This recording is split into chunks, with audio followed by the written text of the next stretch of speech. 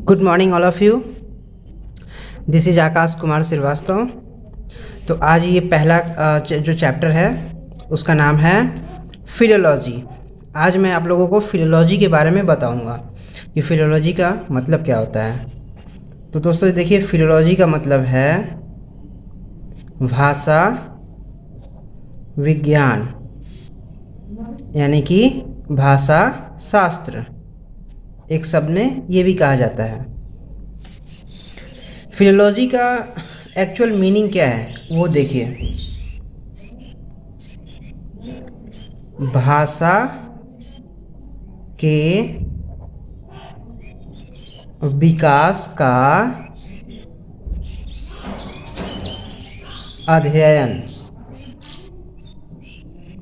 ये है फिलोलॉजी। तो आज मैं आपको बताऊंगा कि फिलोलॉजी का एक्चुअल मीनिंग क्या है। तो देखिए दोस्तों, एक्चुअली में क्या होता है ना कि जो भी लोग पढ़ाई करते हैं, आप लोग जो भी पढ़ाई कर रहे हैं, जो जिस क्लास में भी हैं, आप लोगों की एक्चुअल पढ़ाई आप लोगों की सर्टिफिकेट या नंबर नहीं है, बल्कि आप लोगों की एक्चुअल पढ़ाई है आपकी लैंग्वेज। आप दो तरह से लैंग्वेज होती है। एक तो मैं ये बता देता हूँ, पहली इसे लैंग्वेज कहेंगे,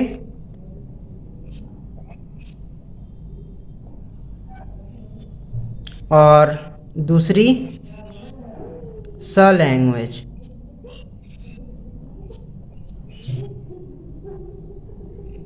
ओके, तो ये लैंग्वेज और स लैंग्वेज में क्या डिफरेंस है मैं बता देता हूँ कि ये जो स लैंग्वेज है ये based on your house only.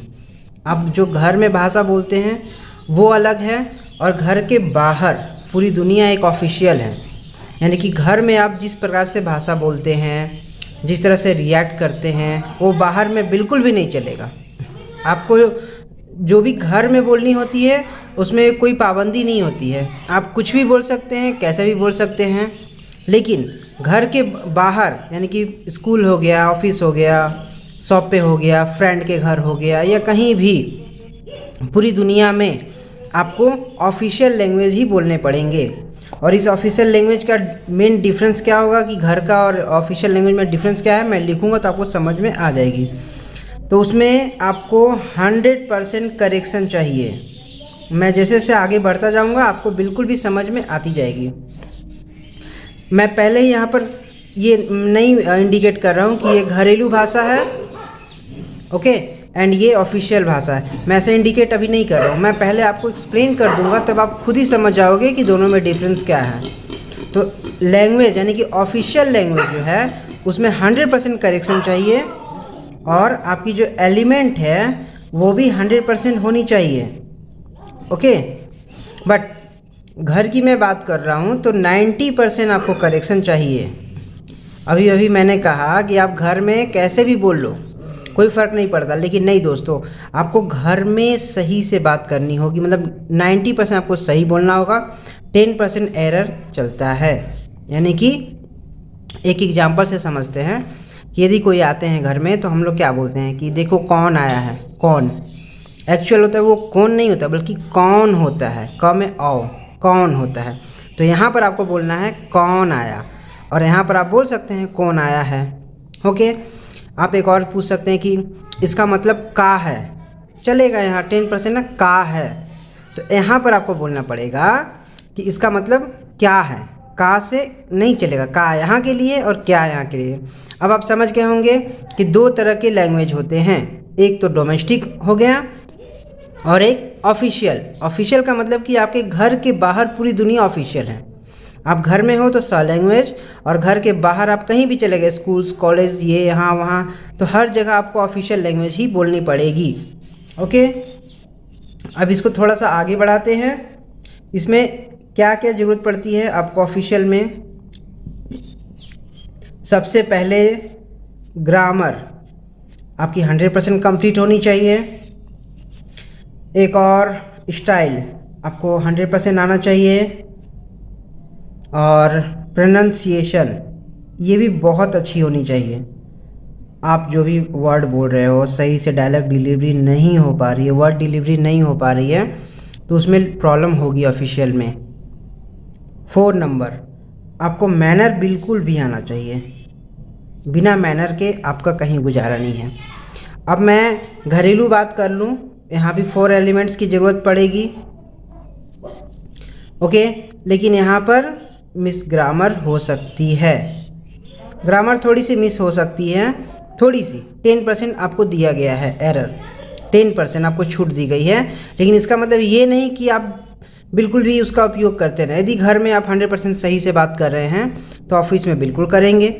Okay, तो इसमें ग्रामर मिस हो सकती है, इसमें स्टाइल भी थोड़ी सी मिस हो सकती है 10%, प्रोनाउंसिएशन ये भी थोड़ी सी मिस हो सकती है, और मैनर। अब यहाँ मैनर एक डाउटफुल वर्ड है, क्या घर में मैनर नहीं होना चाहिए? तो मैनर होना चाहिए। मैनर का मतलब क्या है मैं बता देता हूँ। एक्चुअल मैनर का मतलब यानी कि हम लोग अपने से बड़ों को, घर में बड़ी दीदी, बड़े भाई, बड़ी बहन को, मम्मी को तुम करके बोलते हैं। तो इसका मतलब ये नहीं कि हम लोग का मैनर ख़राब है, हम लोग को सही से बात करना नहीं आता है। एक्चुअली वो जो हम लोग का लव बेस्ड रिलेशनशिप होते हैं। ओके, तो तुम कहने का मतलब डिसरिस्पेक्ट नहीं होता है, तुम कहने का मतलब लव है, वो भी प्यार है। बट यहाँ आप तुम नहीं बोल सकते हैं, यहाँ पर आपको आप ही कहना होगा। क्योंकि अब देखिए मैं एग्जांपल देता हूँ, आप अपने बड़े भाई को तुम करके बोलते हो, बड़ी बहन को तुम करके बोलते हो, लेकिन बड़े भाई बहन के कोई दोस्त आ गए तो ऑफिशियल हो गए, तो उन्हें आप तुम नहीं कह सकते, उन्हें आपको आप ही कहना होगा। तुम कहोगे तो अजीब लगेगा। ओके, तो ये दोनों का डिफरेंस है, आपको समझ में आ रही है?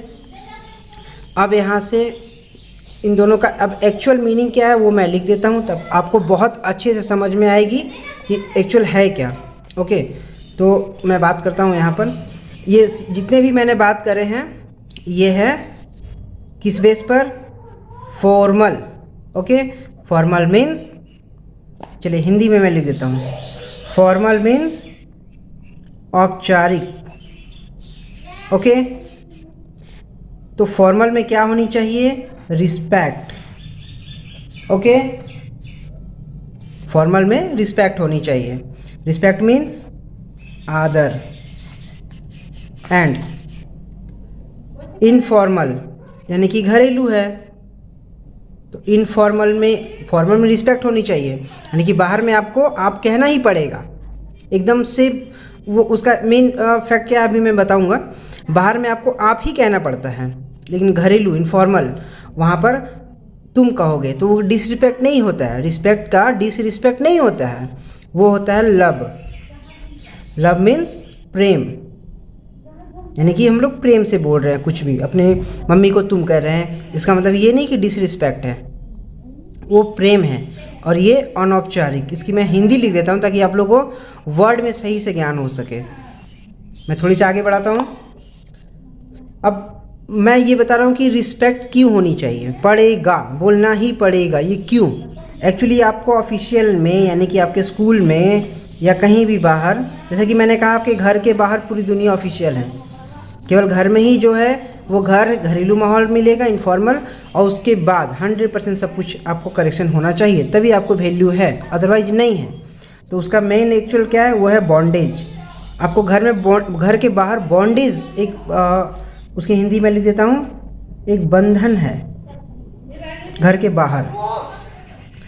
अब ये क्या है? ऑफिशियल। ओके, इट मीन्स दफ्तरी।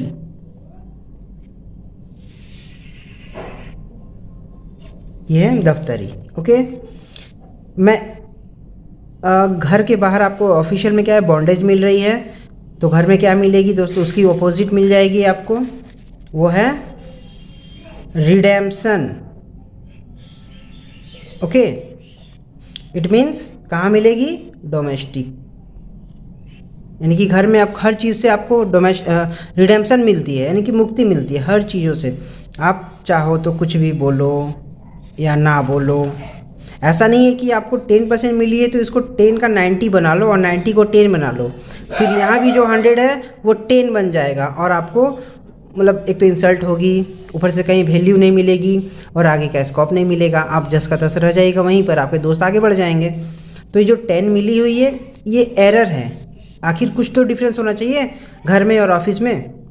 तो 10% जो मिली है ना, ये एक यूटिलाइजेशन है। मतलब आप कैसे भी इसको अगर चाहें तो इस्तेमाल करें, ना तो ना करें। मैं तो नहीं करता हूँ, अपने से बड़ों को मैं तुम नहीं कहता हूँ, मैं तो आप ही कहता हूँ। लेकिन कुछ हैं मेरे खुद मेरे घर में भी कुछ लोग हैं जो अपने से बड़ों को तुम कहते हैं, लेकिन इसका मतलब ये नहीं कोई डिसरिस्पेक्ट है, वो प्रेम है, प्रेम बेस्ड है, लव बेस्ड है। ओके, तो ये घरेलू हो गई। ओके दोस्तों, ये घरेलू हुई। तो अब मेरे हिसाब से आपको समझ में आ चुका है कि फिलोलॉजी का मतलब, ये फिलोलॉजी का मतलब क्या है। मतलब इसमें लैंग्वेज की सही ज्ञान होनी चाहिए कि घर में हम लोग कौन सा लैंग्वेज का इस्तेमाल करें और घर के बाहर कौन सा लैंग्वेज का इस्तेमाल करें। ओके, अगर ये आपको आप इन दोनों में डिफरेंस नहीं कर पाओगे तो आप सही मायने में स्टूडेंट नहीं हो। आपको इन दोनों का डिफरेंस आना ही चाहिए। अब मैं कुछ कंपोनेंट की बात कर देता हूँ। अब मैं कुछ फिर से कंपोनेंट्स की मैं बात करता हूँ। एक्चुअल में कंपोनेंट्स क्या क्या होने चाहिए। कंपोनेंट्स, तो दोस्तों कंपोनेंट्स हमें 3 चीज़ों की ज़रूरत पड़ती है, 1, 2 एंड 3। और क्या क्या मतलब कंपोनेंट्स, मतलब कि मैं बता दूं कि आप अपने शब्दों को कहकर या लिखकर किसी के सामने रख सकते हैं, अपनी बातों को कहकर या तो लिखकर। तो आपको दोनों में ही समानताएं होती हैं। शुरुआत कहाँ से करनी है, अंत कहाँ करनी है, ये बिल्कुल ज्ञान होनी चाहिए। तो आपकी लिखी हुई बात और कही हुई बात दोनों ही मायने रखेगी, अन्यथा वो व्यर्थ है। तो मैं हिंदी वर्ड का इसमें इस्तेमाल कर रहा हूँ, इंग्लिश क्लास है फिर भी, बट आप समझ रहे हैं फीलिंग को। एक्चुअली भाषा का मेन मकसद क्या है, मैं आपको ये बता दूँ। ये भाषा, तो भाषा में मैं बता रहा हूँ कि भा से भावना और स से सरलता, यानी कि भावनाओं को सरलता से जो समझ जाए वही भाषा है, अन्यथा बाकी भाषा नहीं है। किसी भी आप देखे होंगे कि एक गूंगा आदमी अपनी बातों को सरलता से कह देता है, तो अपनी भावनाओं को व्यक्त करता है वही बहुत ही सरलता से, तो वो भी एक भाषा ही है। तो चलिए अब कंपोनेंट्स की बात करते हैं। सबसे पहले किसी भी कन्वर्सेशन में सैल्यूटेशन बहुत ही इम्पोर्टेंट है। SALUTATION, salutation. And second word is salutation के बाद आपको डिस्कशन सेकेंड पॉइंट पे होनी चाहिए, और लास्ट में डिपार्टेशन होनी चाहिए। ओके, अब इसकी हिंदी में लिख देता हूँ। अभिवादन, अभिवादन, और ये चर्चा, और ये विदाई। मतलब आप किसी से मिलेंगे, अपनी बातों को रखेंगे, या तो कुछ लिख कर आप एप्लीकेशन लिख रहे हैं या समथिंग, किसी से कोई बात कर रहे हैं, तो सबसे पहले अभिवादन होनी चाहिए, अपने बारे में बताना, उनके बारे में जानना। उसके बाद आपको चर्चा होनी चाहिए, बीच में जो टॉपिक है, और अंत में विदाई यानी कि थैंक यू। ओके, आप कौन सी बात को कहाँ रखेंगे, कैसे बोलेंगे, आपको ये यदि आ गई ना, कंपोनेंट्स का सही इस्तेमाल करना आपने सीख लिया ना, तो अपनी किसी भी बातों को किसी के सामने आप कहकर या तो लिखकर आसानी से रख सकते हैं, आपको कोई भी परेशानी नहीं होगी। ओके, तो दोस्तों ये रहा फिलोलॉजी। अब आशा करता हूँ आप लोग फिलोलॉजी को अच्छे से समझे होंगे। मेरा ये पहला क्लास है, और पहले क्लास में ये मुझे इम्पोर्टेंट लगा ये टॉपिक, तो मैंने इसीलिए बताया, क्योंकि जब तक आप पढ़े लिखे हैं लेकिन आपको बोलना ही नहीं आ रहा है कि घर में कैसा बात कहें और ऑफिस में यानी कि स्कूल में कैसा बात बोलें, तब वो सही मायने में आप स्टूडेंट नहीं हैं। अगर आप दोनों में डिफरेंस को बना कर चलते हैं तब आप सही मायने में आप पढ़े लिखे हैं। आपके नंबर कितने आ रहे हैं डजंट मैटर, यदि आपको बोलना ना आए तो वो बहुत बेकार की बात है, फिर आप सही मायने में स्टूडेंट हैं नहीं, आप पढ़ाई नहीं कर रहे बल्कि टाइम को वेस्ट कर रहे हैं। तो उम्मीद करता हूँ कि आपको ये मेरा पहला वीडियो पसंद आया होगा, और यदि कोई थोड़ी बहुत एरर हो गई होगी तो आप उसे इग्नोर करेंगे। और उम्मीद करता हूँ कि ये वीडियो बहुत ज़्यादा पसंद आया, तो चैनल को लाइक करें, सब्सक्राइब करें और ज़्यादा शेयर करें, ताकि मैं और भी अदर टॉपिक्स पर मैं वीडियो बना सकूँ। आपको जिस टॉपिक में जो भी प्रॉब्लम होगी है आप मेरे कमेंट सेक्शन पे कमेंट कर सकते हैं। Thank you.